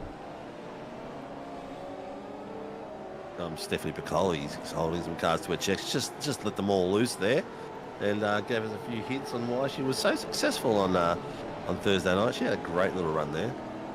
The bottom screen has got the little battle pack of Mulford, Dodds and Brown. It sounds like a band. Mulford, Dodds and Brown. I think that's because you're thinking of Mulford and Sons or something. Yeah. I was earlier. Here we go. Leonard is still pressing Ryan Mueller. And they're catching the back of Jack Andrews. Mueller just blinked out big time on me. Yeah, I think Mueller was having his connection issues, and then Jack had a minor one earlier, and Angus has also been at problem with that as well previously. But is there maybe now some team play from Phoenix where Jack knows he's not going to catch James, he's slowing himself up to try and hold off Ryan Mueller and let Rehan pass to then get 2 cars on the podium? Mate, there's 19 minutes left. How quick's this gone? It has flown by, Sinker. Absolutely It flown has by. absolutely flown by. We've had some exceptional action out there. Please, out there viewers, like, subscribe, hit the notification button so you get that little ding ding when we're on next. We want to try to get up to 1,500 in the next couple of months, which would be awesome, because everything is awesome when you play as a team, like a little boy tells me. Yeah, it's a nice little Lego movie reference from you there, Sinker. Didn't expect that on this Sunday night, I'll be honest.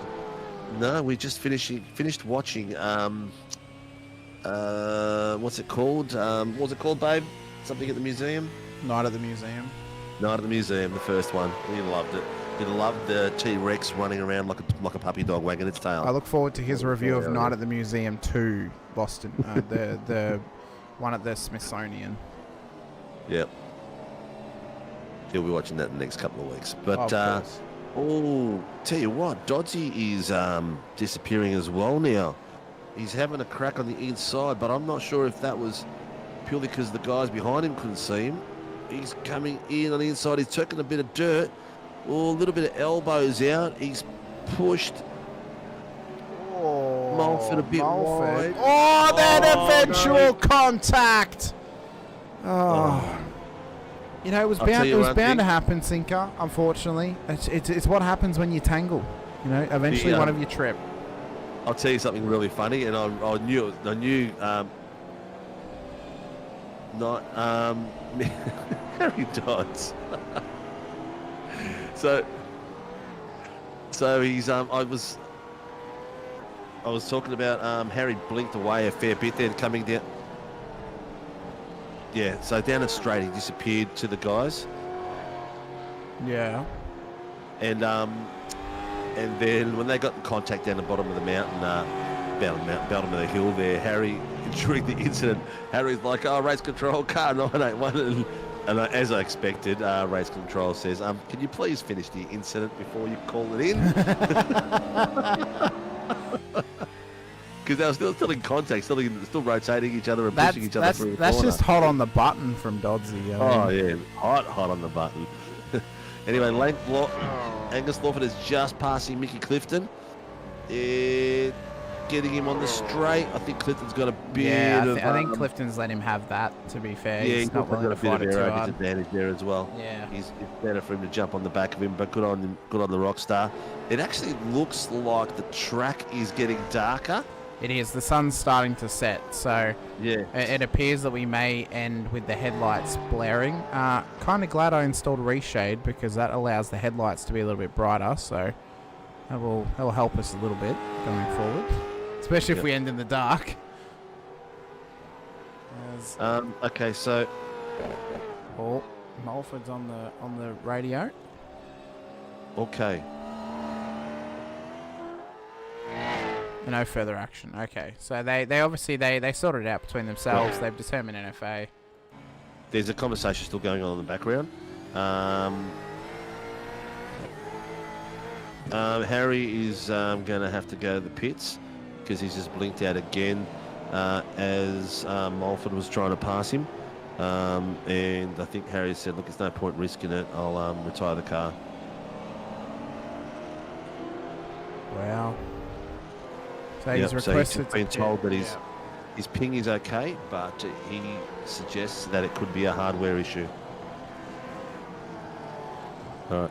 Harry Dodds is retiring the car. Okay, so car 981 out of this race for Project 36. There's a bit of dust up ahead of these guys.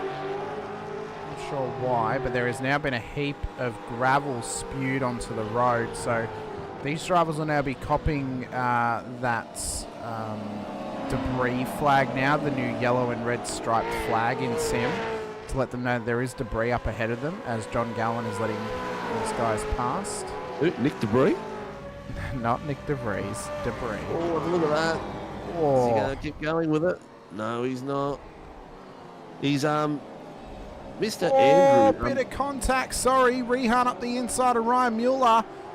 He looks to finally get that job done, but a bit of a wiggle off the exit of 2 from Rehan. It's still there. A little bit of net code, possibly. Yeah. They're still going side by side up towards the bridge. Mueller's not going to give this up just yet. And Leonard's just going to have to wait for another opportunity at the Cherry. Yeah, it was a great defensive driving there. He's had a cracker of a night tonight so far, Ryan Mueller. Project 30, that's unfortunate. Yeah, look, Harry is such a gentleman. He's definitely out there worried about everyone else. He's retiring the car. It could be a hardware issue from what they say in there, but yeah, he's a pure gentleman. He's more worried about everyone else's, affecting everyone else's race rather than his own. Kudos to him. Yeah, big kudos there to Doddsy for backing out of that one and bowing out. So I've got Mr. Scott on the bottom screen at the moment. We've got 12, 13 minutes left. Yep. So we'd say about 10 laps to go. No, I don't know about 12. Maybe. I was about to say maybe 10 or 9, maybe 9 or 10 laps. Yeah, I was just about to say he looks like he's in the cruise control. He's not really pushing that hard. He would be in cruise control, but he's just done the fastest lap of 1:12, 4:61. Even in cruise control, James Scott is pushing. I mean, there's just he's an absolute weapon. He's just got the car going so smooth at the moment. He's going to end up having a pearler of a year, the back end of the 2025. Mueller is still under immense pressure right now from Rehan Leonard. This battle could go on all the way to the checkered flag between them as the headlights blare. When can Rehan offload and get past Ryan Mueller, or can Mueller stay ahead of him till the checkered flag final corner moment? Side by side, little bit of contact made between them, bit of door banging. Rehan not going to push it too hard though. He's going to wait for another crack at the egg. So there was that little bit of door banging there, Sinker, which, you know, for me personally, completely fine. They've sorted out between themselves, but that could have ended in tears. Like door banging in the rain at Tassie on that hairpin at the end of the straight. No. Definitely not. Close to that. No. But that could have ended in big tears. And what this battle's now doing is it's starting to drag Billy Mole into it, as Rehan now wants an outside line down at turn 3. Can't get the run just yet. Keep an eye on Billy Mole though. He wants a chance to get this. I think we'd have to send out a defibrillator to Lee Mole because Ryan's giving her a heart attack.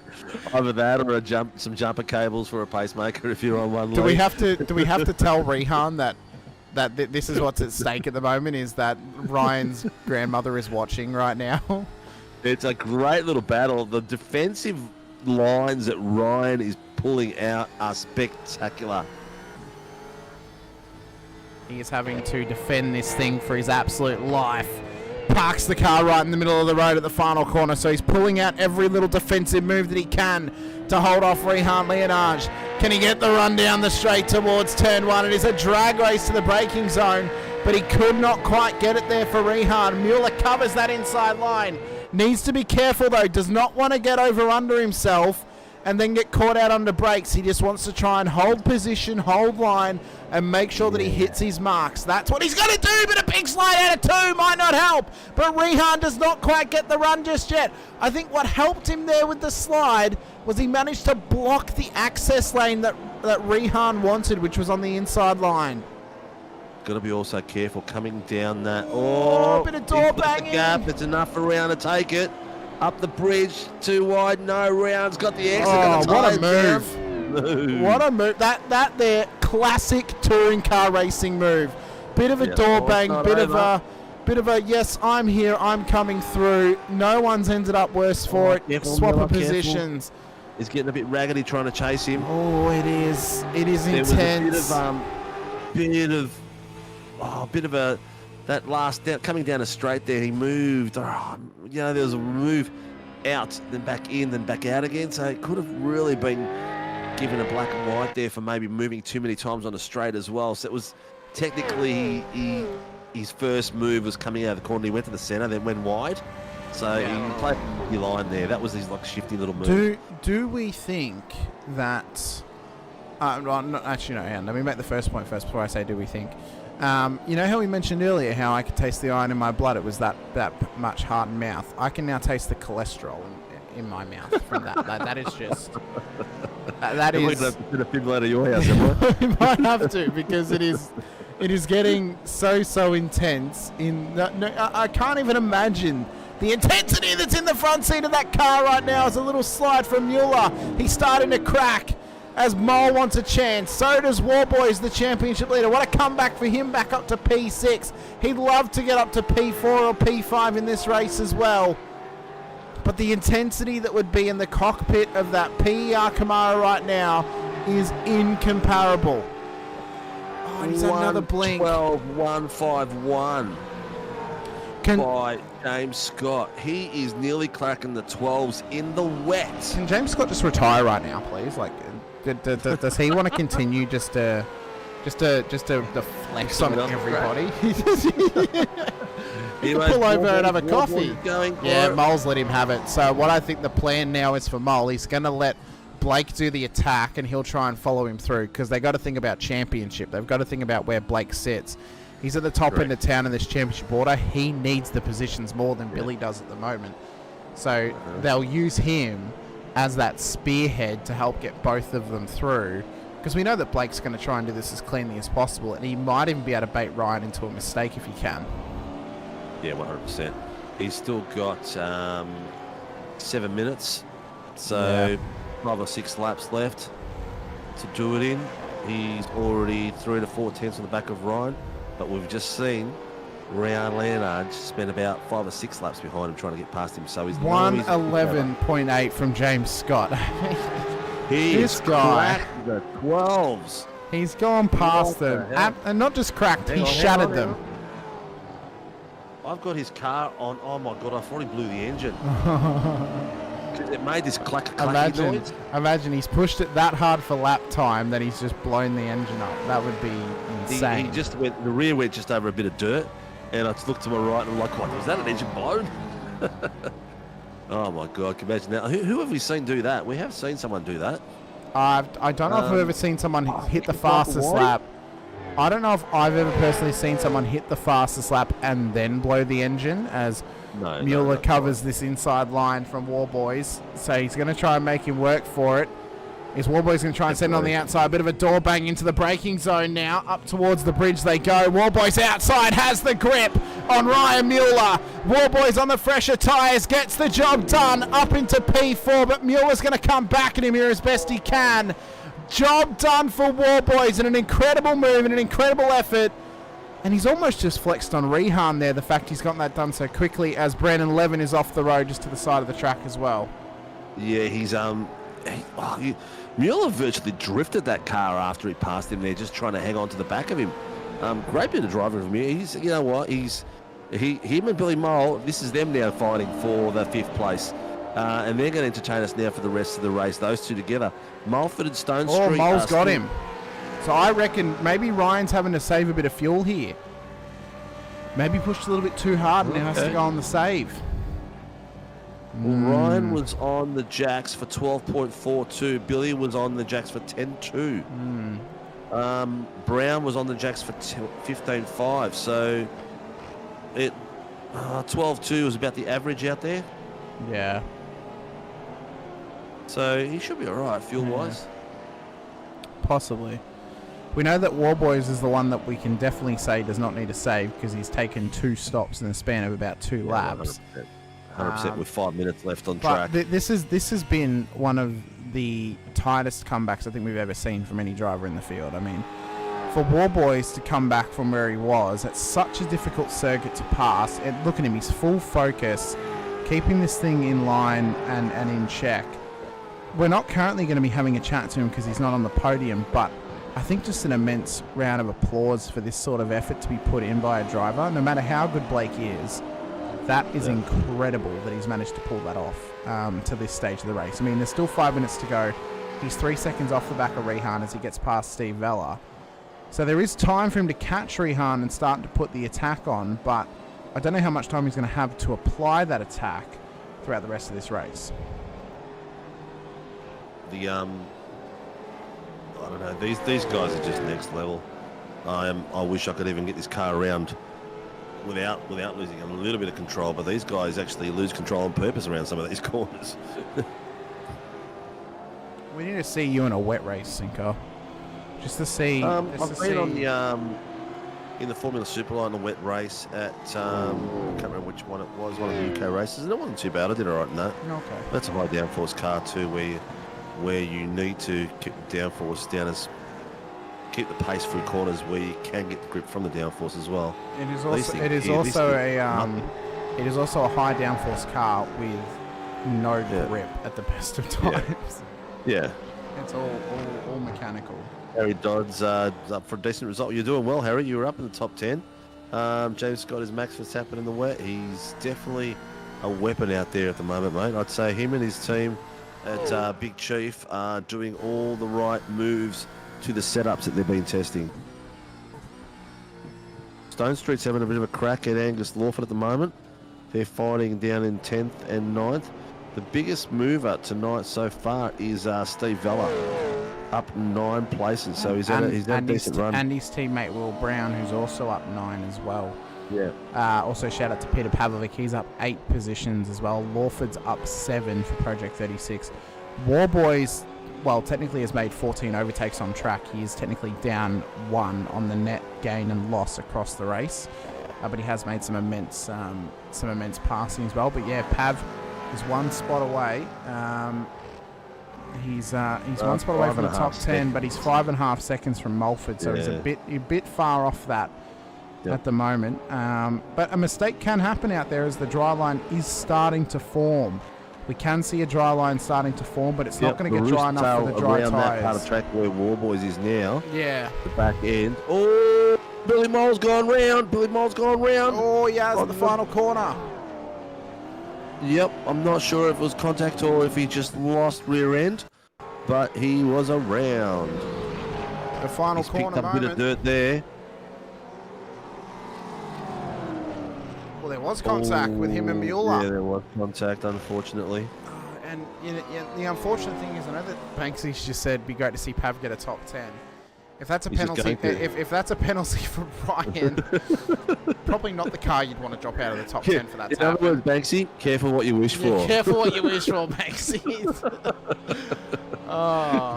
Because unfortunately that means Pav's our rainmaster. No, well, Ryan's going to get I think he'll probably get a drive-through for that. And Pete Pav will get his top 10. Oh, actually, no. Would he? Because it's 35 seconds is the gap. He might just survive inside of the 10 as Lawford battles along with Troy Stone Street. 20 post-race points penalty to Ryan Mueller for that contact, so no drive-through means no top 10 at the moment for Peter Pav.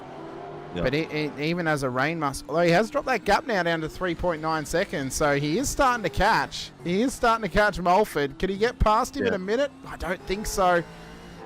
But for James Scott at the front of the field, it's been an immense effort thus far here this evening. He has led from start to finish and, well, realistically has proven that he is the master of Oran Park. Hav has just set his fastest lap for the 1:30.131. He is lapping at about 8/10 faster than Mulford at the moment, but I think he's just going to run out of track time. Yeah. I might just shut up from now on. So James Scott will traverse the final corner. 1 lap to go for James Scott at the front of the field in P1 on the road. 22.7 seconds is the gap. Oh, who was that off the road in a wild ride? It was Alex McManus just before Barney's stage. But Rian is on the back of Jack Andrews again. Yeah, I think they're going to let them probably hold a stern at the moment. Yeah. There'd be no point risking it with Warboys chasing them down at 2.5 seconds gap, so they'll try and keep this thing in check.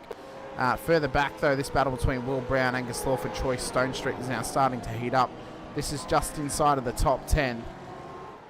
So they're going to have to try and continue to move on forward and keep this battle going. It'll be 1 lap for them to get this job done. Your calculations were actually right, Synchro. Eat my words here. We've gone to lap 47, and we were on 36 when you claimed 12 laps to go, so there's in fact 11 laps to go. Not too bad. Yeah, not too bad. James Scott, though, up towards the final corner for the Chiefs here this evening. And the Aussie Broadband entry traverses around for the final time at Oran Park this season. In the wettest of conditions, he's proven to be the master of the spray and the master of the rain as James Scott takes victory lane at Oran Park Raceway. 23 and a half seconds back. The 2 Phoenix Racing Team cars of Jack Andrews and Rehan Leonage will come across the line for a photo finish for them. A beautiful little photo opportunity for that team as they get P2 and P3 on the road. A flash of the lights from Rehan. Warboys just misses out on the podium, but should hold the championship lead into the next round at Phillip Island. Ryan Mueller comes home inside of the top 5 for Pacific Esports Racing. Billy Mole gets home in P6 for WK&P Sim Sports. Will Brown has survived the assault from Lawford as Stone Street and Lawford have made contact on the last lap, and they're having to sort it out between themselves. They'll probably come across the line with Lawford ahead, Stone Street in behind, and then Tim Mulford makes up our top 10. Followed by Peter Pav. Followed by Peter Pav and P11. And then Steve Vella, then Mick Clifton, Andrew Cowan, Alex McManus, Troy Dooley, Brandon Levin, John Gallen as our race finishers. Our non-finishers tonight, Harry Dodds, Jason Douglas, Bill Buchanan, Tyson McAvoy, and our non-starters, Terry Marsh at the back of the field. Yes, and thank you to all the drivers coming out. Thank you to all the viewers that are coming out. It's been spectacular. 40-odd viewers out there watching us, not including Facebook, which is fantastic. We really, really appreciate it. Please like and subscribe. Hit the little notification button. And don't forget to come visit us every night we race. Of course, the next 2 events on your ticket you'll see on the SRW the SRW Facebook page on the SRW YouTube channel is next Sunday night, Phillip Island, for the next round of the Warren & Brown Tools V8 Supercars Championship out at, as I said, Phillip Island for round 8. And then the Wednesday after, April 9th, the Moser Racing Australian Open Wheel Nationals, when SRW and GSRC go head-to-head, ironically, also at Phillip Island for that race as well. So there's a couple of... it's Sinker's dream for the next 2 weeks, where we go racing at Phillip Island 2 races in a row. Phillip Island and Phillip Island. Yep. I'll be dreaming bloody penguins. I dare one of the teams to come out of their car looking like a penguin. Oh, I'm sure they will. I'm sure they will. Oh, my God. Well, what a spectacular race, mate. Rain at Oran Park has been sensational. I really hope the viewers loved it as much as we did up here in the booth, because the drivers put on some spectacular driving in these slippery conditions, the way they controlled and maneuvered around here, making passes as well, Hamish. We said it was going to be tough, but we saw a lot of guys make some really ballsy moves. I think what compounded it was they were able to defend the moves as well. So it meant that we actually got some really, really good battles happening, but drivers had to work to get those overtakes made. It wasn't a a straight run to the line for them. They had to work for every little inch, every little opportunity, every little crumb that they could around this place. They had to work hard for. And I think leading into Phillip Island next week, it's going to be a similar scenario. Now, depending on the weather front, if it's dry running, I think it's going to be an immense race, because I think we're going to get, again, those great battles happening, and it's going to come down to, you can defend quite well around Phillip Island, but you can also attack well on top of that. So, again, we're going to get some good battles happening in the rain, though, at Phillip Island. Well, again, we saw it in our first rain race quite a few seasons ago. All hell breaks loose. The hands go up and you just say, all right, race, see what happens, and you hope for the best. So I'm excited. Everyone knows I love Phillip Island. I think it's going to be a great race next Sunday night, and I think we're going to be in for an absolute cracker when we head out to the island for round 8 of the season. Next up, though, we've got a couple of interviews to happen, starting with the young Rehan Leonage and his teammate Jack Andrews of Phoenix Racing Team. Let's have a quick chat to them right now and ask them how it feels to get that double podium for themselves once again. Rehan and Jack as well. We thought we'd chat to both of you once, seeing as you're both from Phoenix Racing Team as well. P2 and P3 on the road. We made comment earlier in the show. Well, I made the claim that Jack was actually going to win this race. Thanks for making me look to be a liar, Jack. Really appreciate it. But no. But we commented on the fact of what would be the strategy for your team tonight. Who would, get the preference out on track? And I think eventually it kind of just petered out to the point of you both found each other on track again. Jack, you were ahead of Rehan, but you're also ahead of him in the championship standings. So was there thoughts of you would get the benefit of on track, or were you guys going to be allowed to fight it out and figure it out amongst yourselves? Yeah, I made a mistake early on, so then sort of just put us in those positions.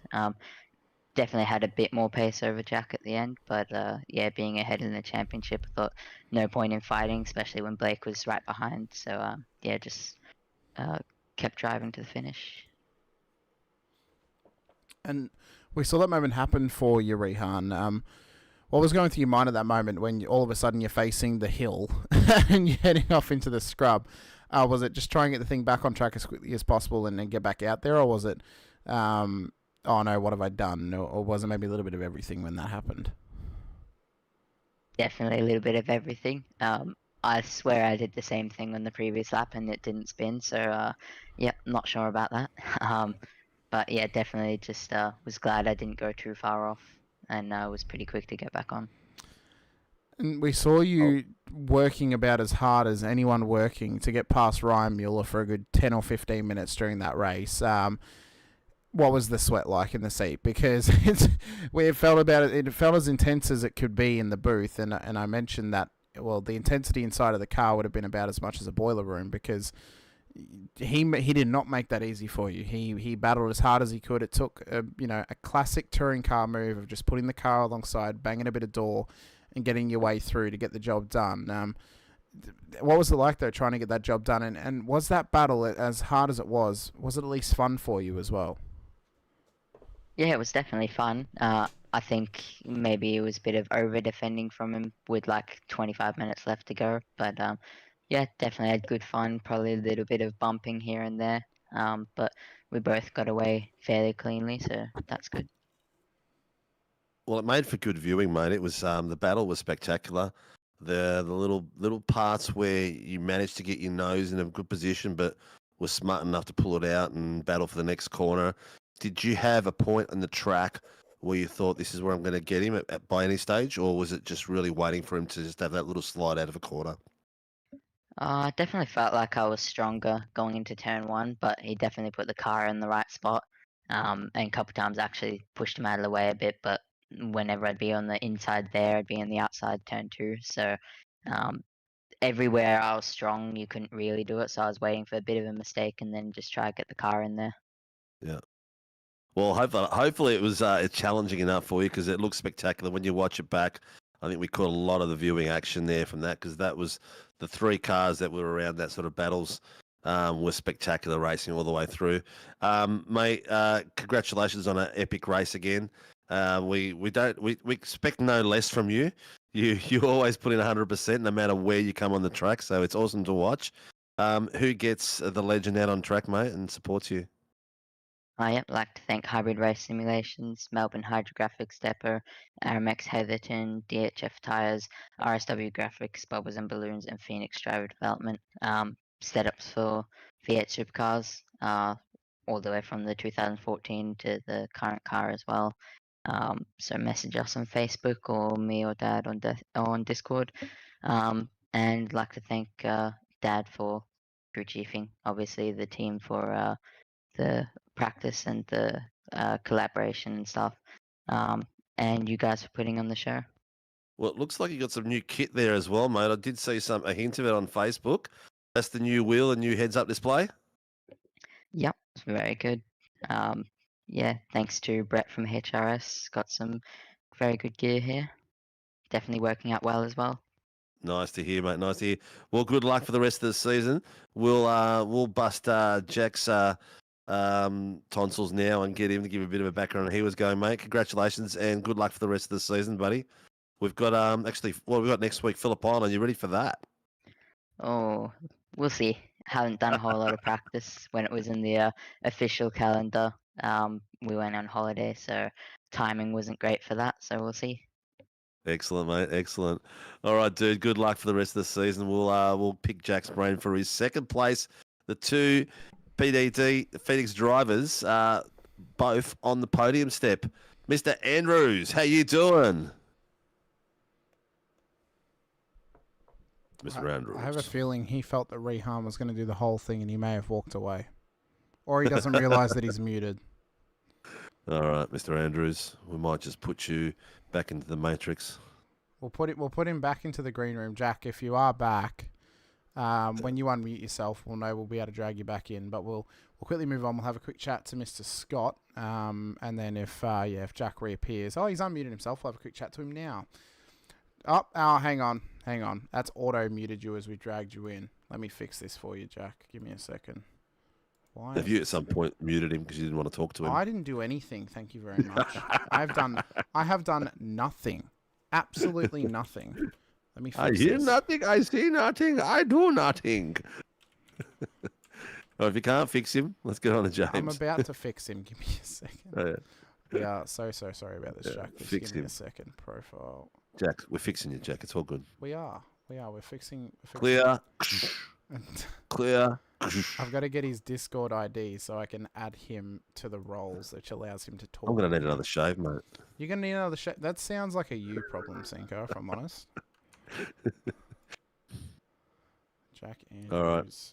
Here we go. While Hamish is mucking around of stuff in the background, don't forget, Australian Open Wheel Nationals, the Moser Racing Australian Open Wheel Nationals on the 9th, Wednesday the 9th at 8 p.m. the show starts. The race will start at 8:30. All right, Jack. Try and unmute yourself because I've given you the option. I've given you the ability to talk now, so it shouldn't be auto muting you. So if you can unmute, we can have a chat. Otherwise, we're going to move on to James.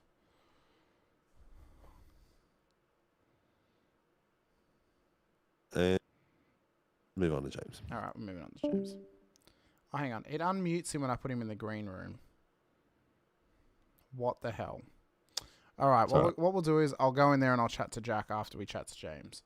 So just hang out in the green room, Jack. I'll come and join you in a moment to have a chat to you. Mr. James Scott. Oh, wait, no one. Hang on. Why is it just auto-muted James Scott in here now? Let's just go into the other room. Let's just go in the other room and chat to everybody. Yeah.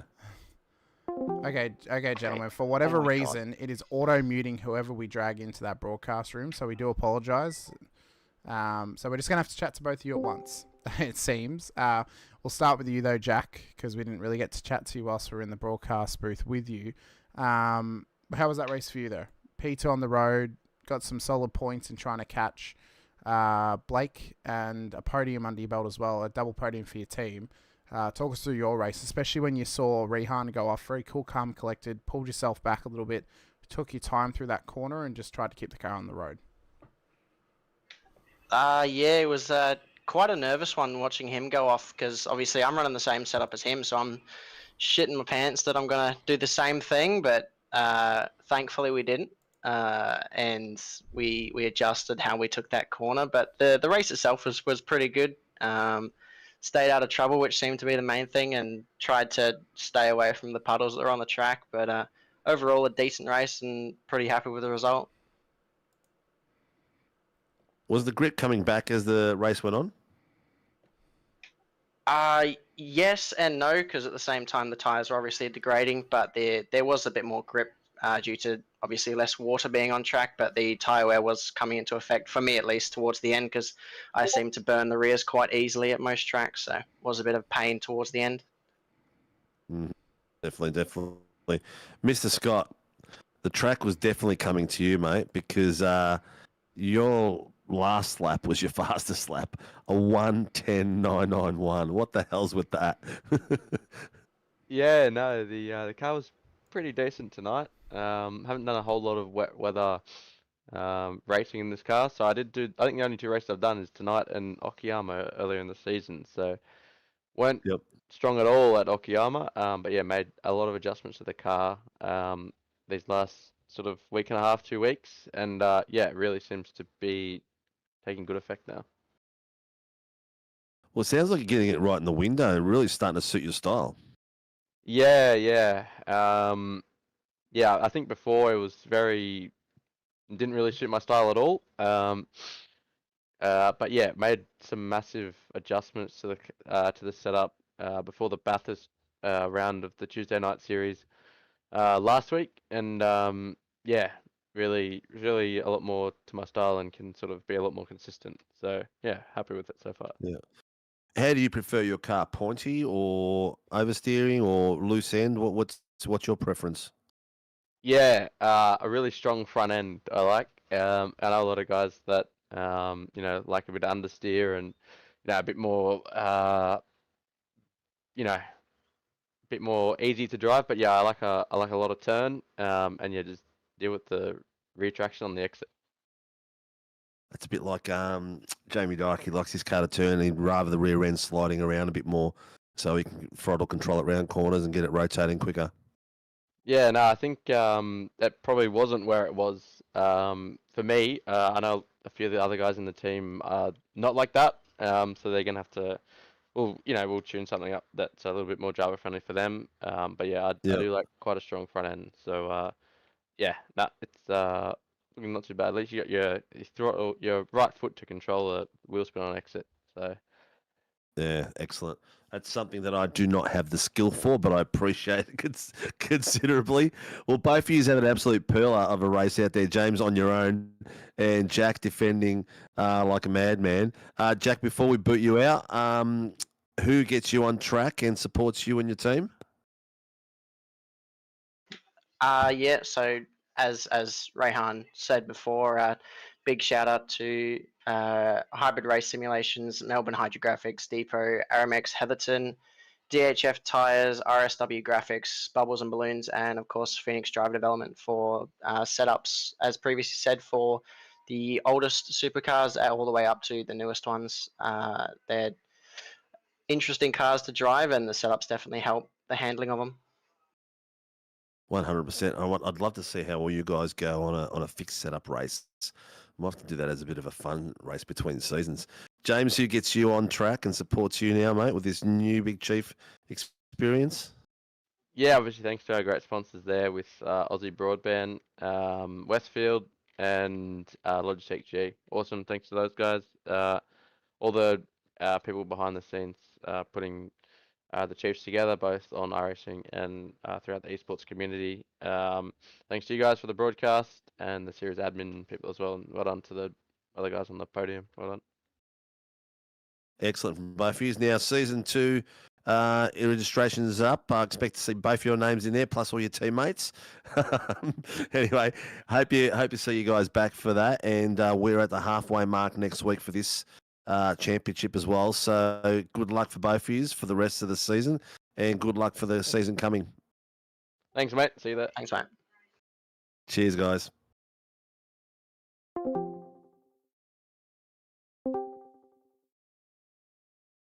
Well, Sinker, what a night on the track. I have just had a little bit of a play around with some of the permissions in here, so hopefully that's fixed it up.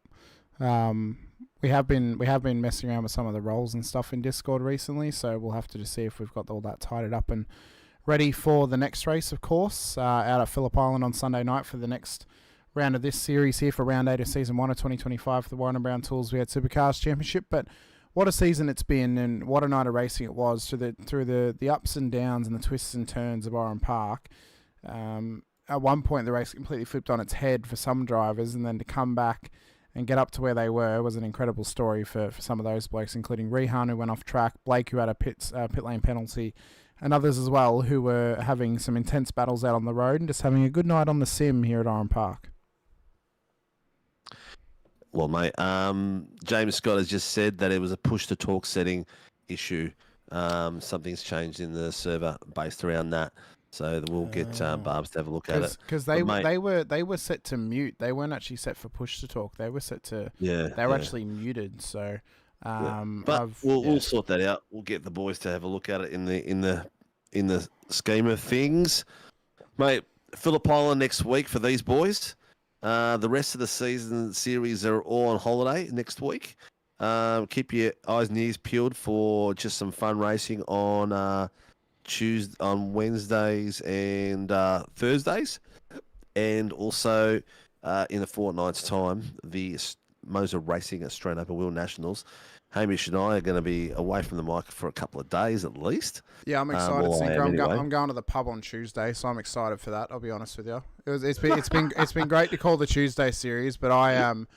You know what? I love every race we get to call, but the best night is the Tuesday after the final round, because it's the first Tuesday I've got free, and it's like, oh, I'm going pub. Like, I'm going for a Palmer. You go straight to the pub for a bit of a, I'm going for Palmer night sinker on the Tuesday. Oh, is it Palmer night? I thought it might have been trivia night or something. No. Me and the missus are going for Palmer night. I haven't been to trivia on a Wednesday in quite a long time. But no, me and the missus are going for a Palmer for a date. So those of you who are friends of Facebook on Hamish, you'll notice that his beloved is in his photo because he updated it during the week on Facebook.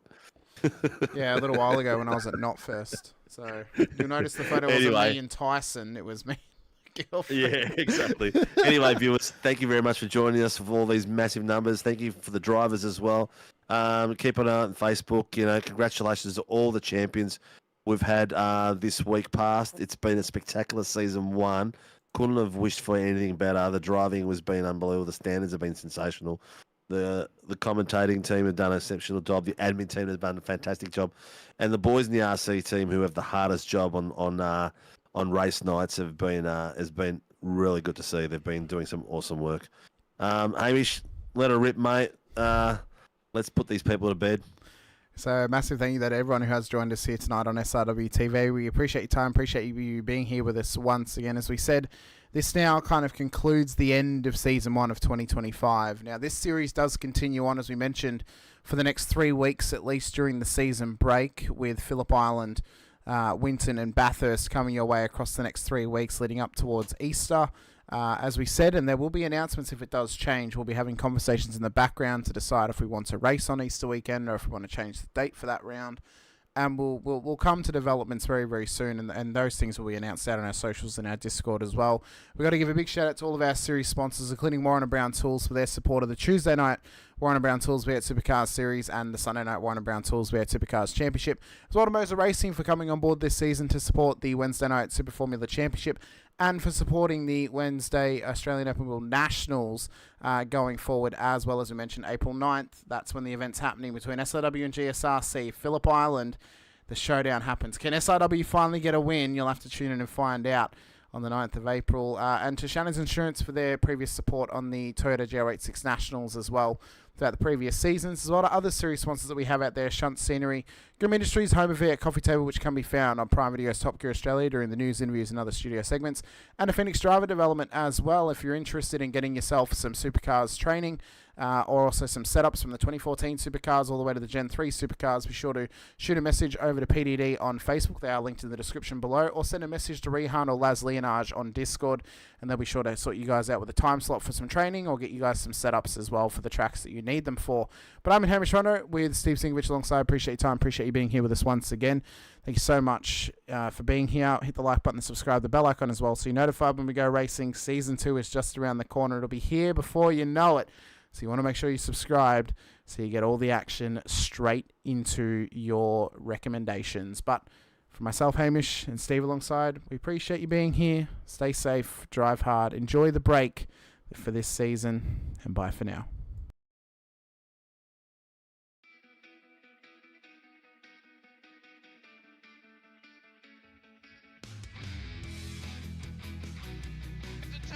This is amazing. I was clash heads again.